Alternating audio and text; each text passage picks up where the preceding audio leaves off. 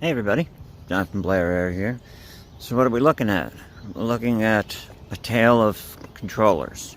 Over here, RC Pro, RCN1, RM330, Mavic 3, Air 2S, Mini 3 Pro. Which controller works with which drone? Answer, any with which. This works with this, works with this, works with this. This works with this, works with this, works with this. And I guess you know the answer. This works with this, works with this, works with this. Now I'm going to show you something else. Stand by for 1 second while I get it. Okay, so now what are we looking at? This is the Autel Evo Lite Plus. This is the controller for it, and that's it. There is a smart controller. There's a smart controller SE, not compatible. They talked about the SE controller becoming compatible with Nano and Lite series. It's been going on a year. This has been out for over a year. There's no smart controller available for it.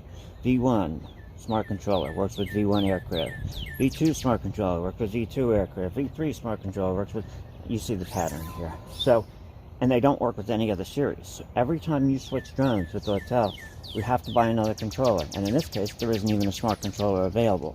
If there was, that would be great.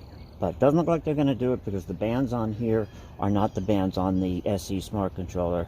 Those are 900 megahertz, 2.4 gigahertz, 5.8 gigahertz. This is 2.4 gigahertz, 5.2, and 5.8. Doesn't have 900, and the smart controller doesn't have 5.2.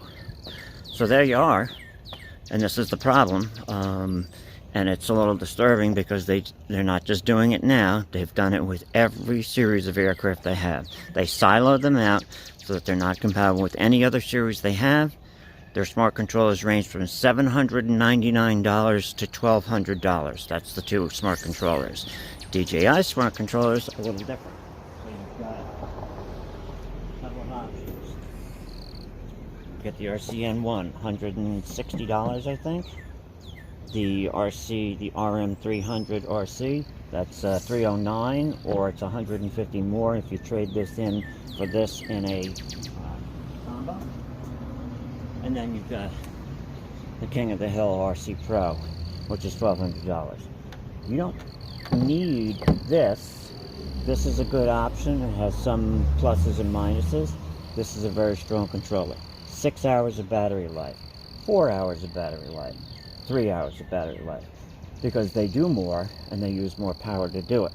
It has 4 antennas, it has a 1000 nit display. All those things use power, but this works very well, and this is a good compromise for most people. Autel, you got this. That's it. This only works for about 3 to 3.5 batteries, and this is dead. It does not last long enough to run 4 batteries on the drone. This one, you could fly 6 hours. It's probably about 12 batteries, give or take a few. This one is about 8 batteries, give or take a few, and this is 6 batteries. This is a little over 3, and then you're done. So I have 4 batteries, but I can't fly 4 batteries with this unless I bring a power bank. Anyway, I want to share that kind of dilemma with you. Now, Autel says they're addressing it, but time keeps ticking, and they've got a lot on their plate. Seems they're focusing on enterprise right now rather than consumer stuff or prosumer stuff. So we'll just keep waiting.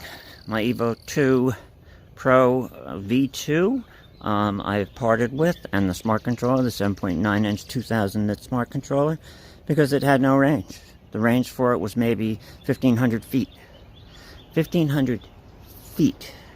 That's it. Once I got past 1,500 feet in a heavily wooded, I have a lot of trees in North Carolina. I sent it in to have them check it out, and they said, you're flying near trees. And I said to them, well, I'm in North Carolina. We have trees.